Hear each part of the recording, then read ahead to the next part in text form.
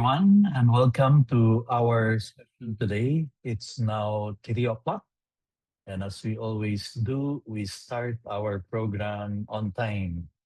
Thank you so much, everyone, for joining us in this um, series of 5 sessions that we call Essential in Catalyst. If you have attended any of our past seminars, and we've organized so many that have been participated in by more than 100,000 teachers all over the country, in Sri Lanka, in Japan, in the US, and in Malaysia and Thailand. Well, as you know very well, we always focus on character formation. And so today we're going to talk about 3 essential virtues for the digital generation. We are seeing a generation of young people who really are so different, very different from how you and I were when we were kids, when we were younger. This is now a generation of kids inside our classroom who cannot imagine a world without cell phone, without computer, without high-speed internet even. And so I am so happy that you have gone out of your way to attend this specific class course where we are going to talk about especially developing 3 specific virtues: grit, resilience, and empathy. The kids today grew up in a world that has made them so immersed in technology. You have kids today who, as soon as they wake up, they look for the gadget, they go online. And if there is no parent supervision, if the parents are absent or there is no adult supervising them, they can actually be online the whole day, which means they don't go out to play with friends the way you and I used to. They don't meddle or engage in interactive activities through which they are supposed to learn empathy. They are supposed to learn resilience. So that's why we are seeing a generation of kids today who may not be able to withstand difficulties. They will look for shortcuts. And now we are even seeing a world where as soon as you give students an assignment, they are already thinking, I will check chat GPT later for the answer for this. I'm going to ask AI to produce the paper for me. And then I'm going to put the output in another app that will humanize the tone so that the teacher will not know that it was AI produced. I mean, that's the kind of world we're living in right now. And therefore, it's very important that we focus on, especially developing these 3: grit, resilience, and empathy. In other words, we have to start really teaching for character. That's the only way. That's the only way we can get the students to survive this kind of world that they find themselves in. We want them to grow up being good, doing good. That's for me, um, is what character is all about. That is my definition of character: doing good, being good, even when it is difficult. And I think you will agree with me, it's now more difficult than ever to be good because of the presence of temptations. Pornography is creating havoc in the morals of young people. It's easier for them to be lazy, irresponsible, because now they can rely on the computer to do the work for them, on AI, on Chat GPT, all these that are very easily available for them. to do good, to be good, even when no one is looking. We look at the headlines of the day, the front pages of the newspapers, and every day it's all about corruption, stealing, dishonesty. It's like as if people have already developed a new criterion. It's okay to cheat for as long as you don't get caught. Sounds like politicians, government employees.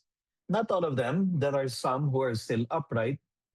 But if young people open the newspaper, turn on the television for primetime news, and this is what they hear about every single day, it's about corruption, dishonesty, cheating, stealing, then really, they themselves, the young people, can actually develop that wrong notion that it's okay to cheat for as long as you don't get caught.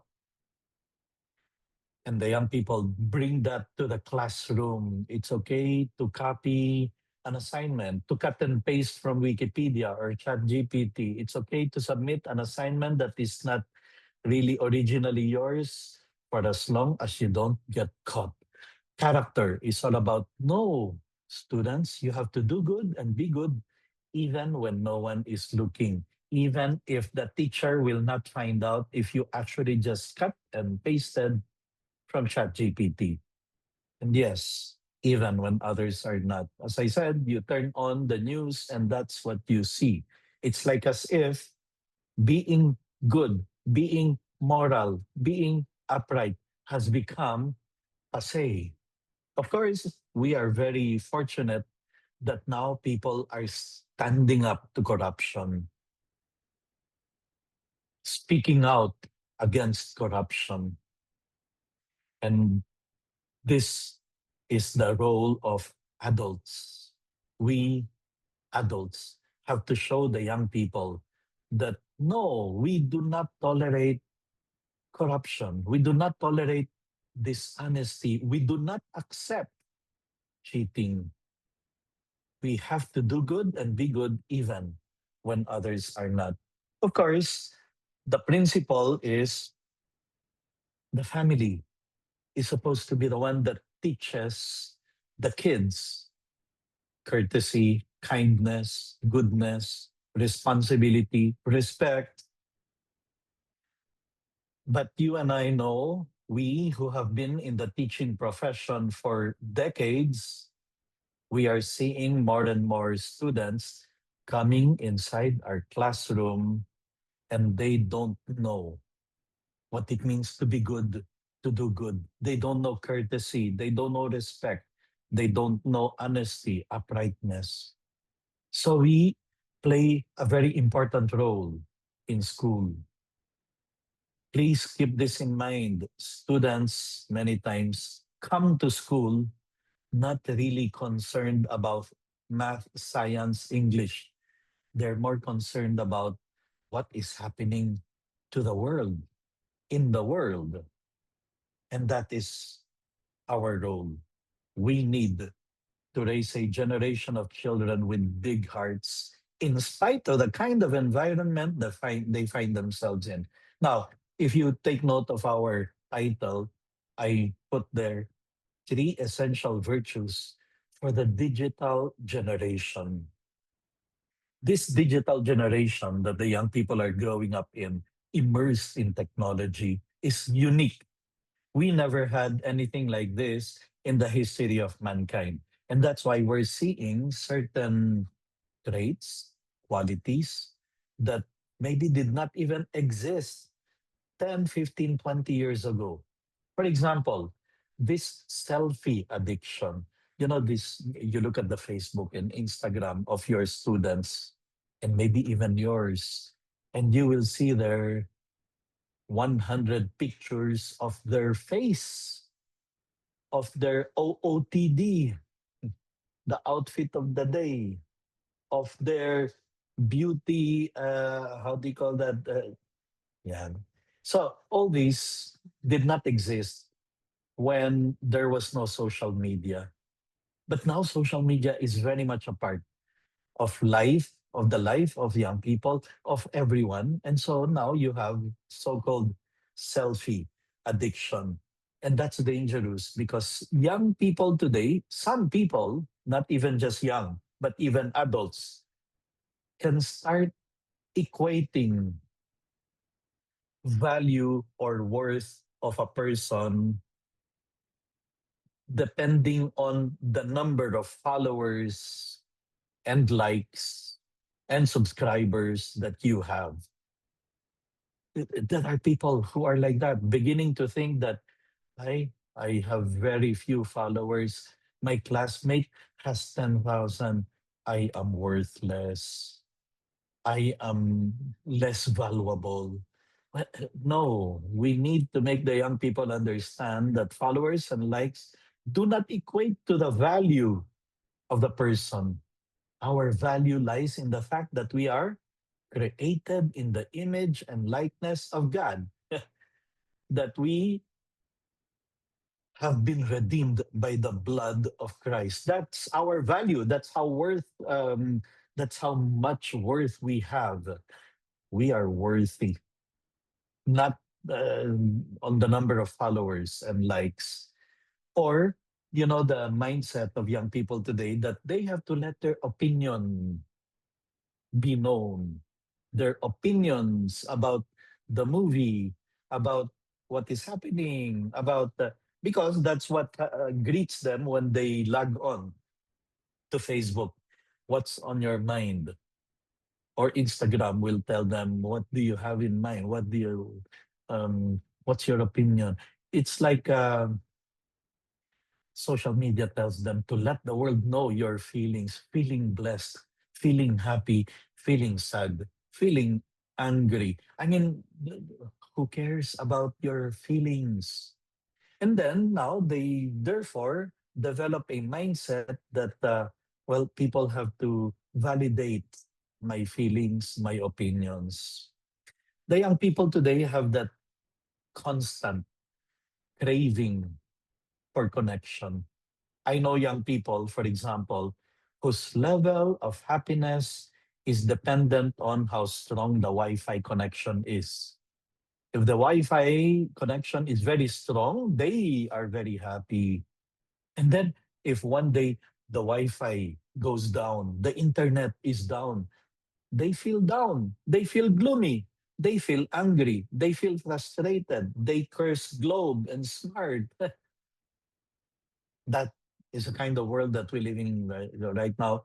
You have the in case you miss it, ICYMI. The fear of missing out, the FOMO is real.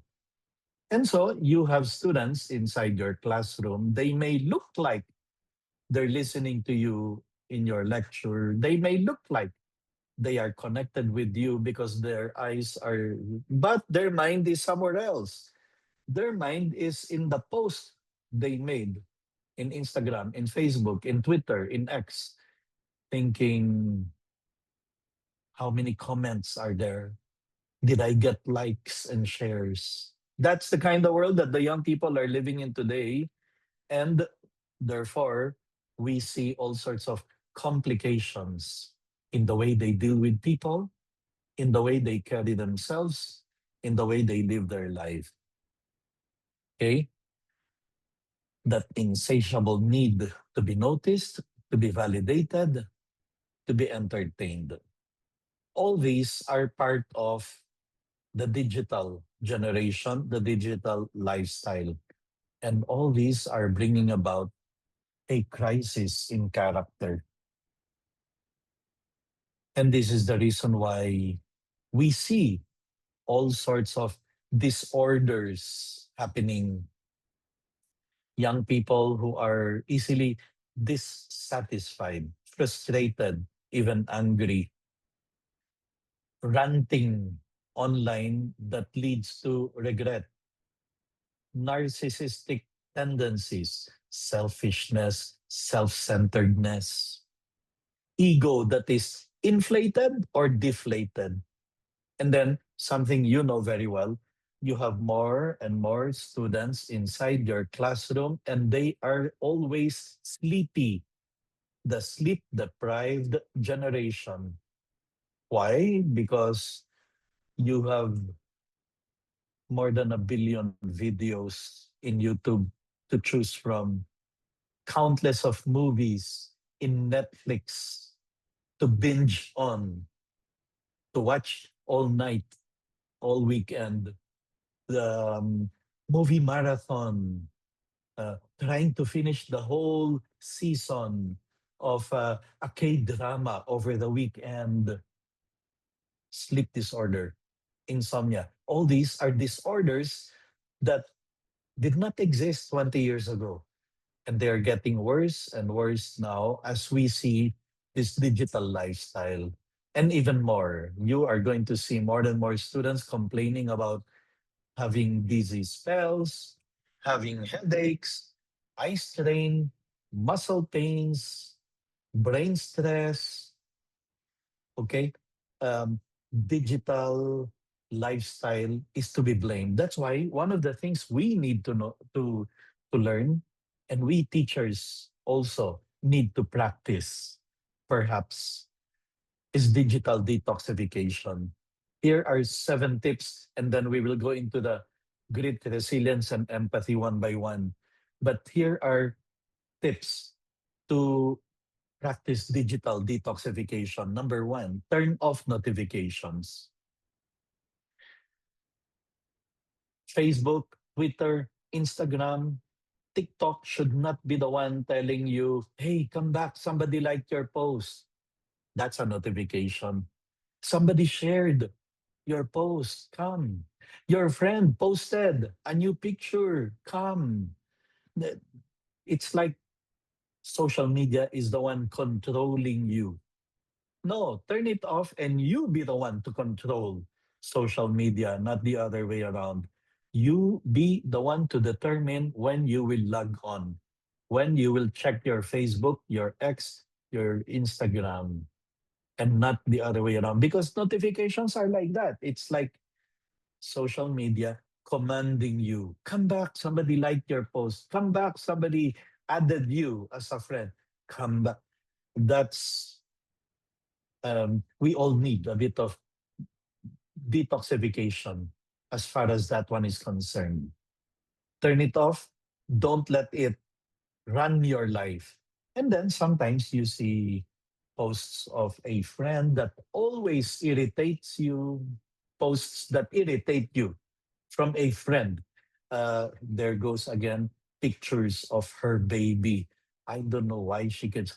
Sometimes you get upset, irritated when you keep on seeing posts of a friend or of a page, an app. Well, delete it. Delete toxic people, pages, or any of those groups that you are part of that ruin your day. Free yourself of any toxicity. Anyway, that friend will not most likely will not know that you unfriended the person or that you blocked the person. In fact, Facebook, X, Instagram give us so many other options to choose from. You can delete, you can hide, you can mute. For how long? For one day, for 1 hour, until you bring it back on. You can block, you can take a break, you can unfollow, you can unfriend. There are so many options you can choose from. But yes, remove any source of bad vibe from your life. Here's number three. Airplane mode is not only for the airplane. Airplane mode in the cell phone can also be for family time, for rest time, for your being able to recover from the toxicity of the environment. Make use of it. It can also be for prayer time. Airplane mode is not just for the airplanes. Here's number four. You and your gadgets need rest. Sometimes it's good. that we decide, okay, on Sunday, I will not turn on my cell phone. I will not log on to Facebook, X, Instagram, YouTube, TikTok. I will talk to people. I will converse. I will look up, not look down on the gadget. I'll give the gadget a rest as I also need that rest. And then we need to develop a certain laser focus. Why do you want now to go online? Answer the question. If you cannot find any really serious, urgent reason to go online, then maybe better not to go online. No, Mr. Rentoy, I need to check the telephone number of this office. Okay, we go, look for the telephone number, and then out. Laser focus, intentional, purposive use of the internet, of the gadget. We ask ourselves often, will connecting at this moment really help me achieve my goals? Number six, remember we're talking of digital detoxification, deepen connections, because good things happen in real life, not in online life. To deepen connections with the people around us, with the people we deal with. And so I know some good families that have made it well, like a policy at home, no cell phone during mealtime, because mealtime is for talking with each other, updating each other about how was your day, how are things in the office, how are things with your friends. Embrace downtime. If one day the internet is down, embrace it as an opportunity to have a rest from technology, and then to strengthen our relationship with the other people around us. Then let's go now to the first of three essential virtues: resilience. Resilience defined as the power to be able to recover readily from adversity or challenge. The world had become so comfortable, convenient. I mean, compare how life is now to how things were 20 years ago, 30 years ago, when there was no internet, when there were no gadgets, there were no cell phones. We used to be more used to difficulties, trials, hardships.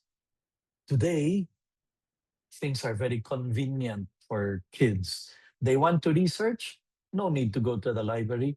They just click here and there and they can get to all the information they need. No need to borrow books from the library, to line up, to um, get a library card. Things have become so easy. And unfortunately, there are some parents who that's their way of thinking. They want to shield their kids from any difficulties, hardships that they themselves went through. Well, because of that, many young people today do not know how to cope when the going gets tough, when things become heavy and challenging. That's why resilience is one of the most essential virtues we need to teach kids: the ability to bounce back, adapting to hardships and setbacks in life. I don't know if you are aware of it, but for example, we have the pandemic now of depression. Young people easily given into depression, quitting, giving up hope, and sadly, even suicide. Teen suicide is now at an all-time high.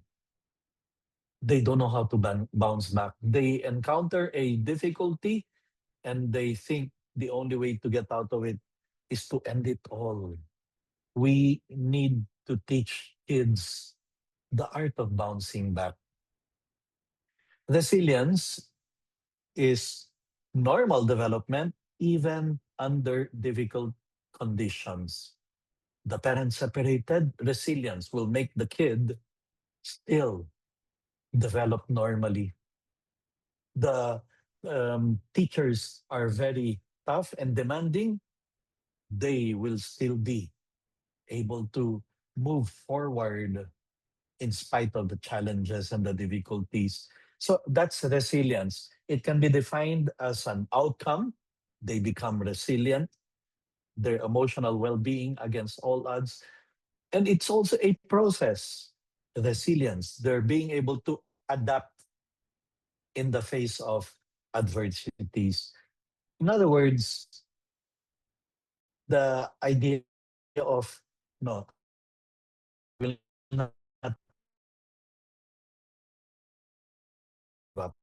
I will not quit. I am not going to hopeless. Protective factors, according to experts, for kids, young people to be able to develop resilience.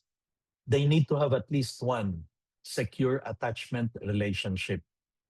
Number two, they should have access to wider supports such as extended family and friends. And number three, and this is where we come in as teachers, positive nursery, school, and or community experiences. Students should be able to cope and to adapt to difficulties because they know they can count on us teachers to help them. They know they have a strong support in the classroom. But if that is absent because there is bullying, because um, they don't belong, they don't feel that they belong, then you can have a crisis in resilience. How do we build resilience? Let me share 5 ways to build the resilience inside the classroom. Number one, promote self reflection through literary essays or small group discussions. Make the students read essays, stories, and make them discuss that will enable them to understand the role of resilience to their success in life. For example, this fantastic website, heroicimagination.org, contains so many materials that you can use to make the students read literature, essays that will enable them to appreciate, understand better, and appreciate more the power of resilience. And then make them discuss questions like this: who was the story or who was the hero in this story and why? What challenge or dilemma did the hero overcome? And then they learn, so that's the meaning of resilience. That's what it means to be resilient. What personal strengths did the hero possess? What choices did he or she have to make? Now, you can use this in literature or social studies or history, where you make them read about historical characters. How did other people support the hero? What did the hero learn? And how do we use the same personal strengths when we overcome obstacles in our own lives? And then let them share in a small group discussion in the class. Here's a second way inside the classroom to develop resilience. Encourage reflection through personal essays. The first one is you make them read. This one, you make them write. Write a journal. Talk about a person. So here are some guide questions you can follow. For example, write about a person who supported you during a particularly stressful or traumatic time. How did they help you overcome this challenge? That's resilience. What did you learn about yourself, or write about a friend that you supported as he or she went through a stressful event. What did you do that most helped your friend?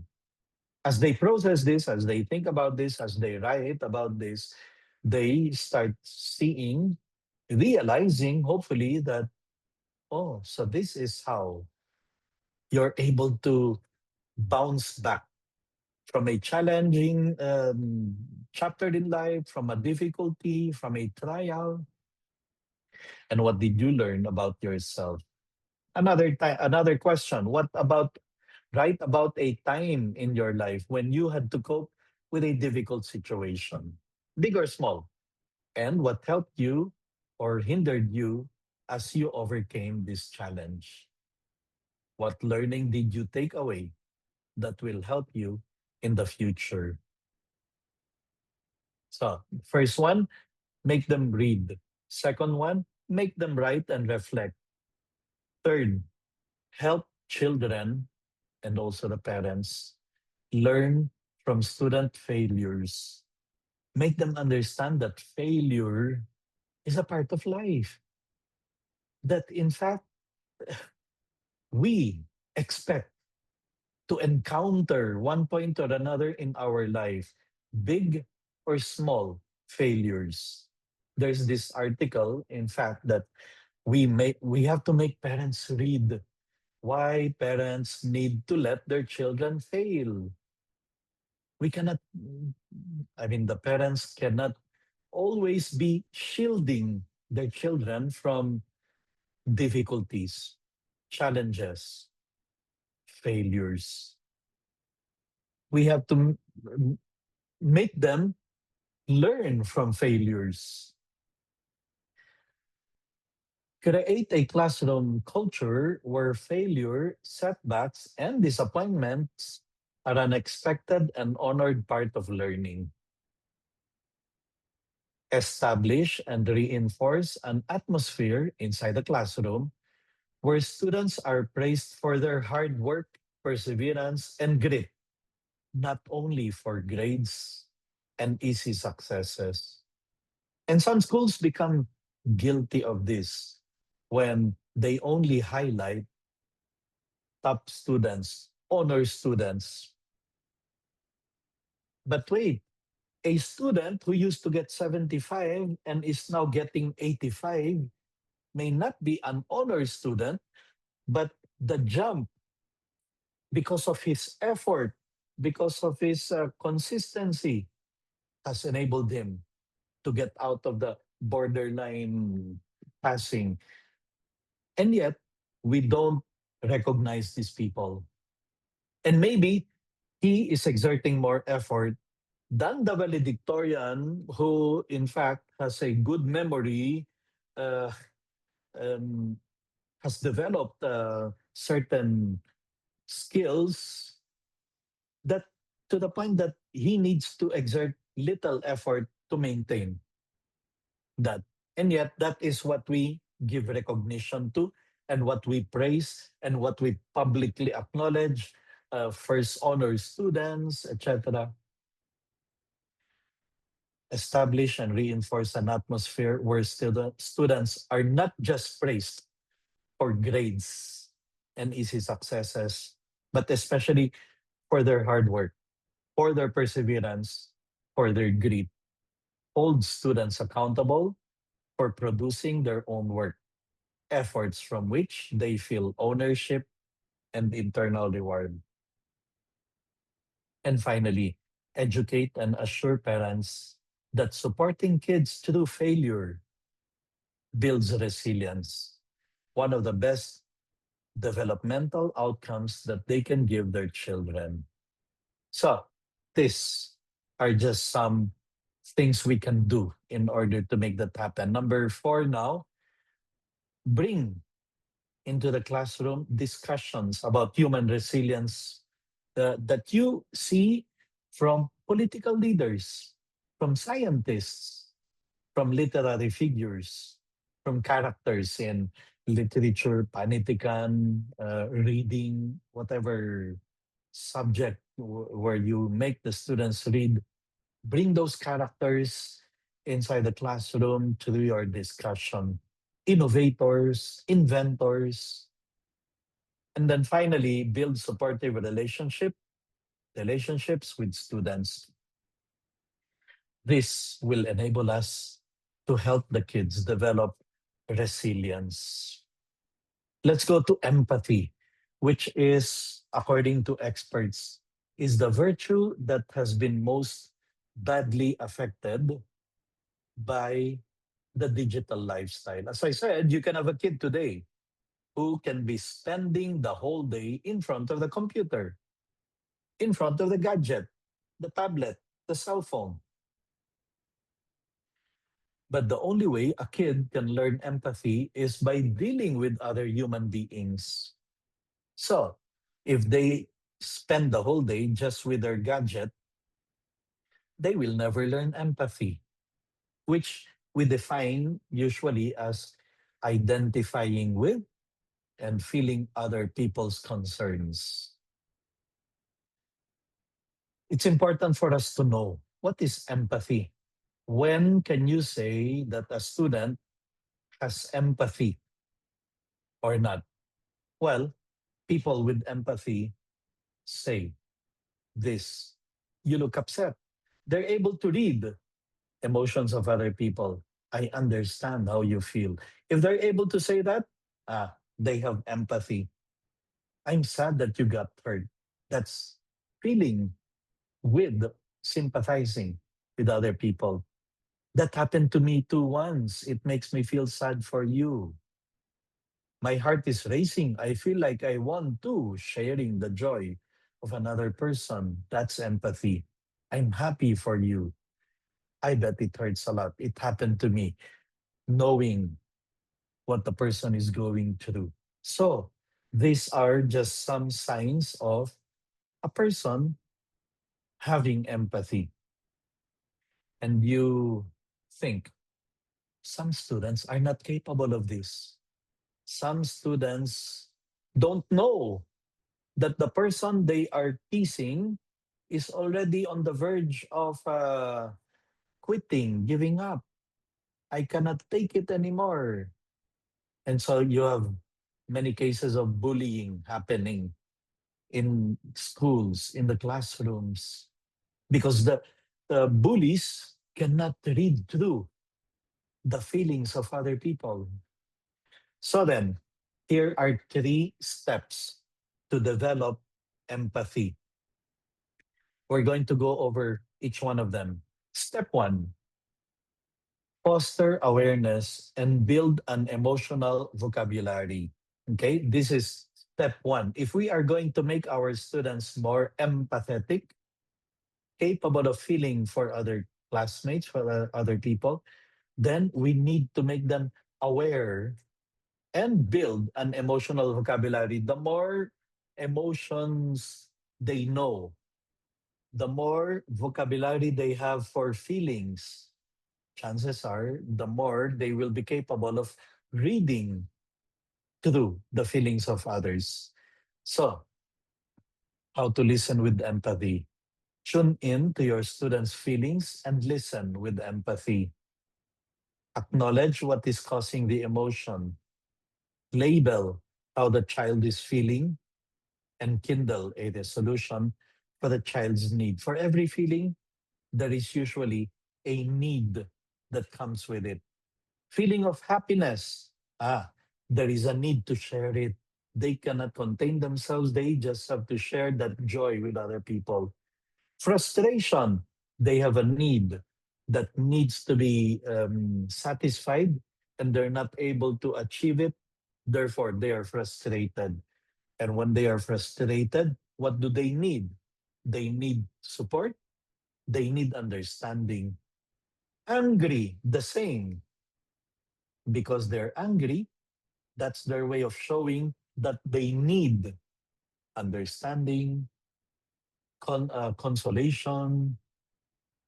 They did not get what they want. That's why they are angry. They need something. So, thing is, we need to listen with empathy.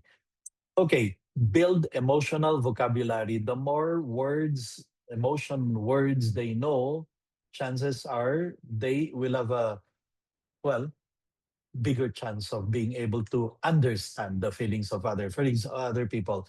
For example, look at this. This is only the first half of a list of emotions. Let's zoom in to the upper part. You see, there are so many emotions. Facebook makes them think there are only six or seven: the thumbs up, the smiley, the anger, the sad. No, there are not just four, five, six. There are so many emotions. And the more of these the students know, can label, the more they also become capable of sensing the feelings of others and being able to therefore empathize with them. So this is just the upper part. The middle part, you have more emotions. And then the lower part, even more emotions. And that is just the first page. There is a second page from letters I all the way to Z. The upper part, look at these emotions, and you yourself test yourself. How many of these do I know? Can I determine the middle part? Do you know what it means to be vicious, victorious, warm, weary, wonderful, worried? And then the lowest part, miserable, secure, excited, yucky, zany, sleepy, story, numb. The more of these words we know, we understand, we can read in other people, the more empathetic we can be. So then, here's step two. Step one is build vocabulary. Step two, enhance the sensitivity to the feelings of others. Six simple ways to nurture kids' sensitivity. Number one, raise sensitive, kind actions. Notice them, label them, and praise those actions, not the kid. John, I saw you giving a ball pen to your classmate. That's generosity. Good job. That's very good. That's what it means to be kind. Joanna, I saw you cleaning the area, even if I didn't tell you. Good job. That's what it means to be responsible. Keep it up. You see, you are praising the action and you are um, emphasizing it, labeling it, and the students now will start looking for ways to also practice kindness, responsibility. Number two, show the effect of sensitivity. Three, draw attention to non-verbal feeling cues. That sometimes emotions are not shown through words, words of with tone, with voice, with loudness, and but sometimes even without saying anything, but the body language, non-verbal um, actions may actually be expressing feelings, emotions. Number four, ask often, class, how do you feel? How does he feel? How do you think your classmate feels? Make them sensitive to the feelings of others by asking questions like this.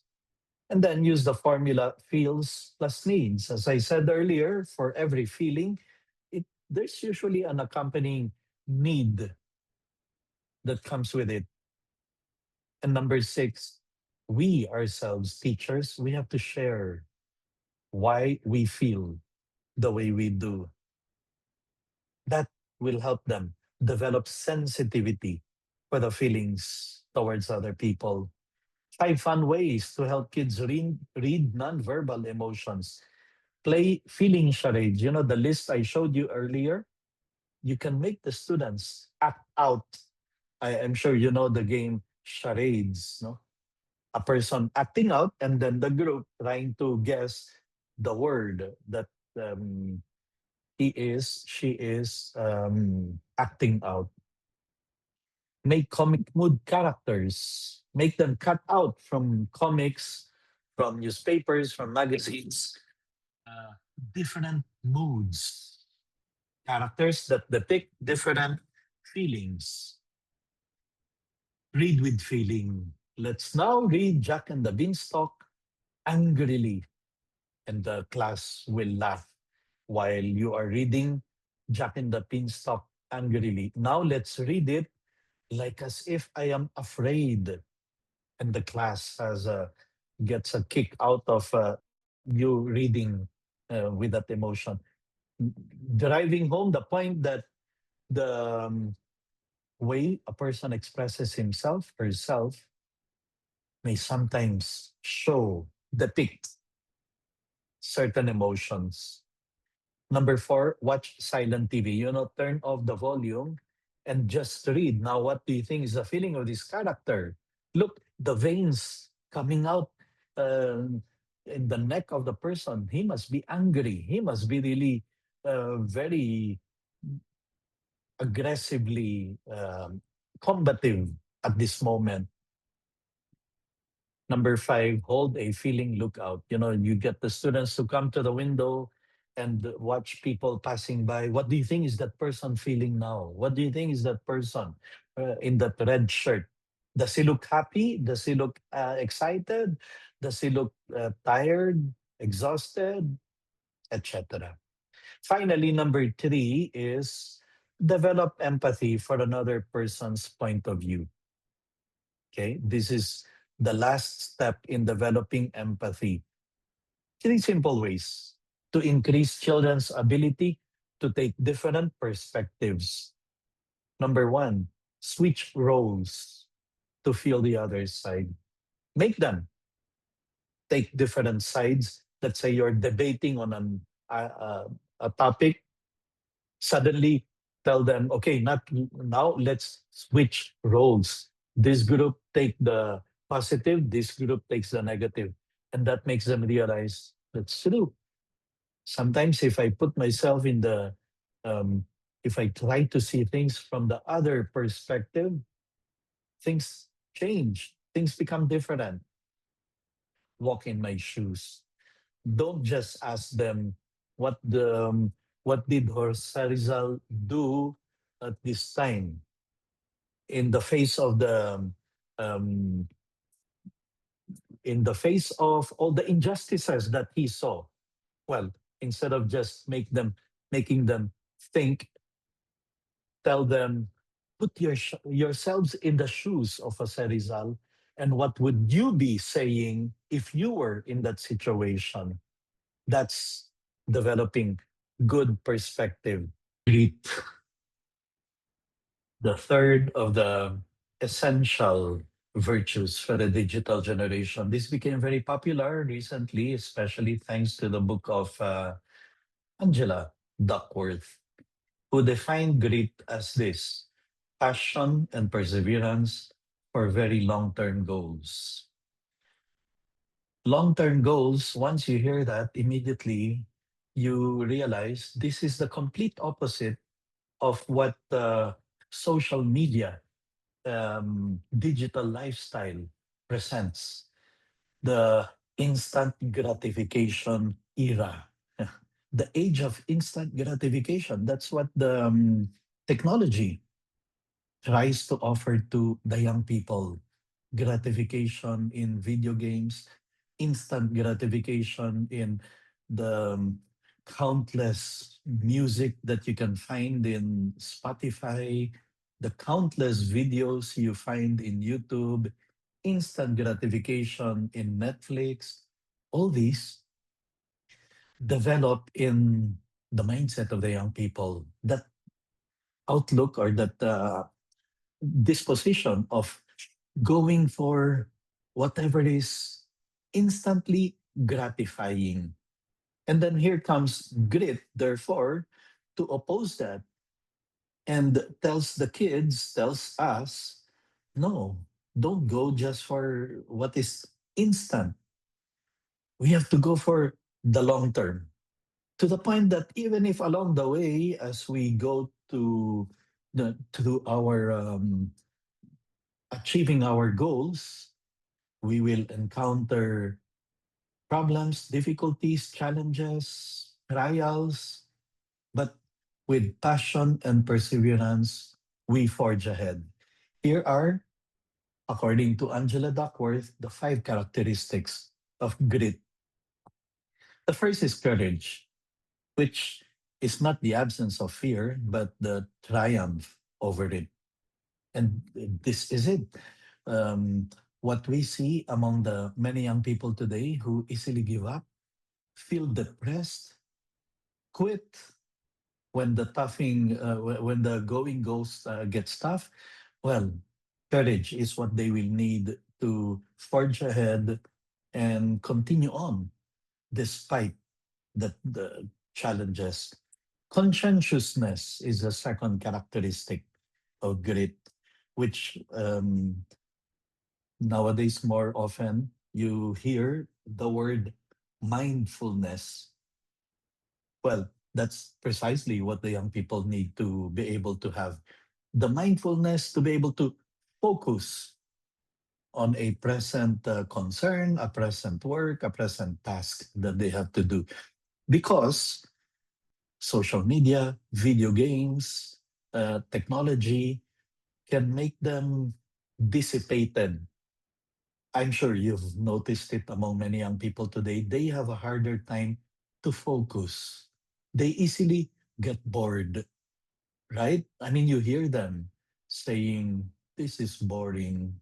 And then they don't like it anymore. Once they lose interest in something, they move on to another task.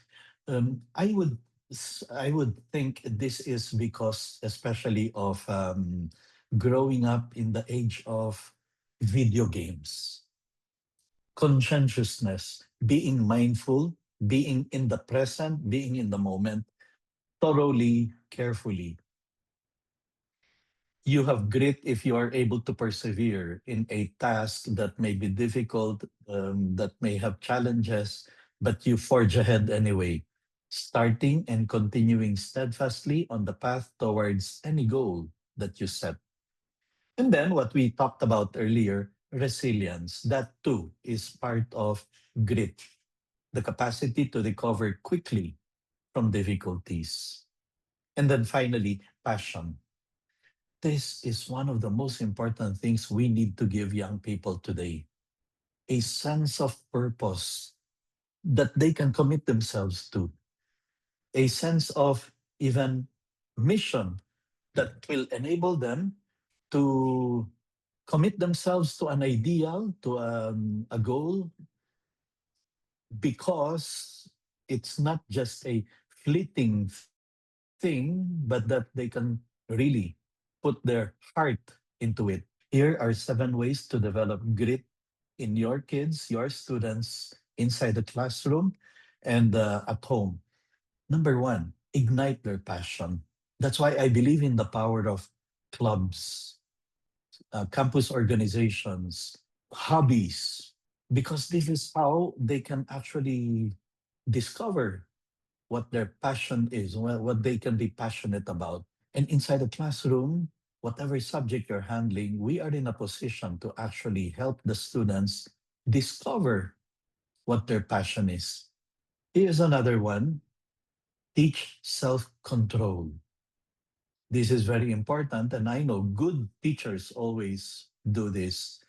They do not fail to remind the students, okay, class, please make sure you study for the upcoming exam. Not the night before, but now, while we are still 1 week, 2 weeks away from the exam, start studying, preparing for that exam, even if the temptation of television is there, temptation of Netflix is there, temptation to play computer games is there, self control.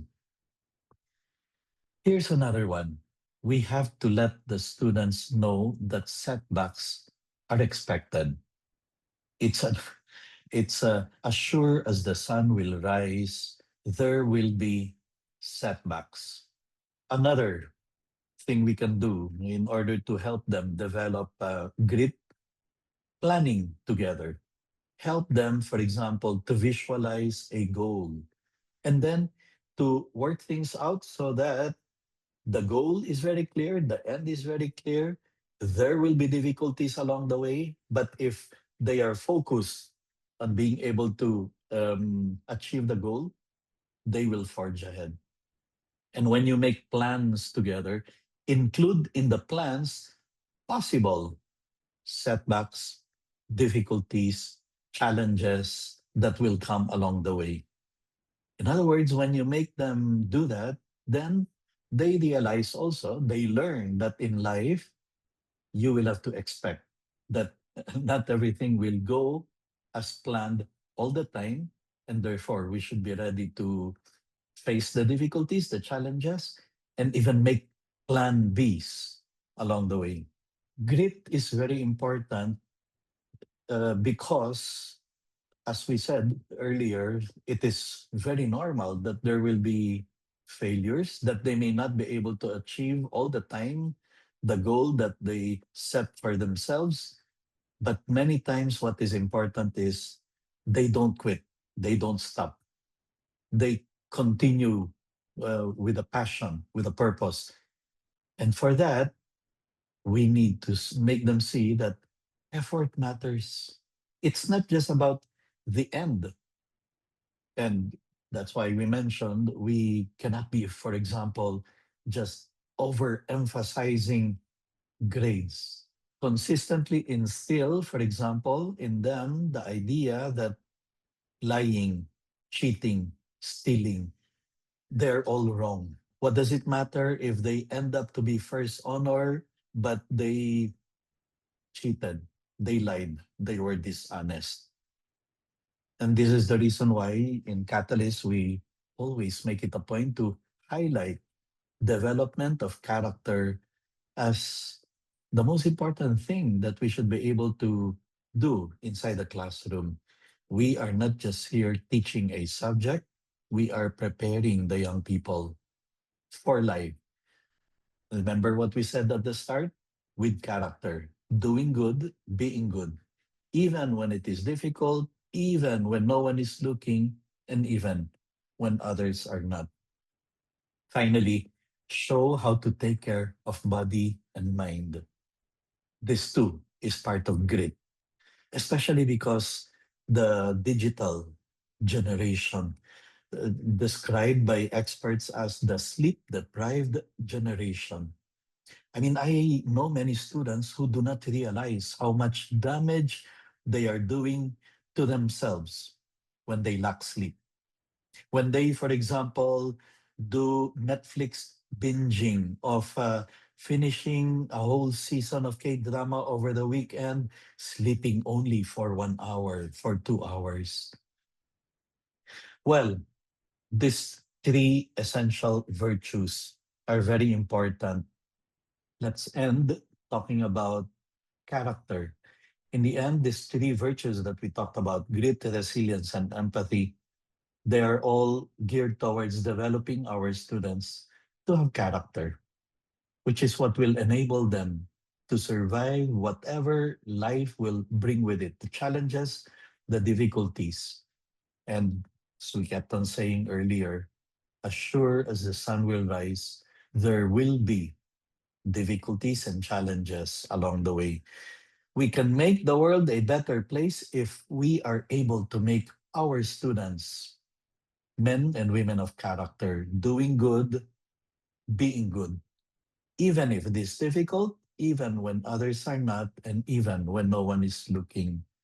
Then we would have been successful as teachers, and we would have prepared this digital generation, these kids immersed in technology, prepare for whatever life is going to present um, for them in the future. um, we cannot even imagine how the world is going to be 10 years, 20 years from now. You realize, for example, that AI, ChatGPT, is not even 2 years old, and yet it has shaped the mindset, the attitude, the behavior of our students in a major way.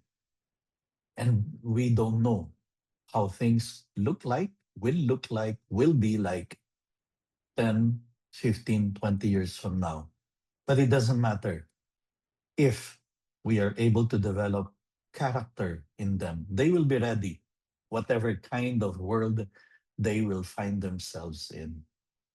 Well, thank you so much for joining us in today's session, and we hope to see you in our other future sessions.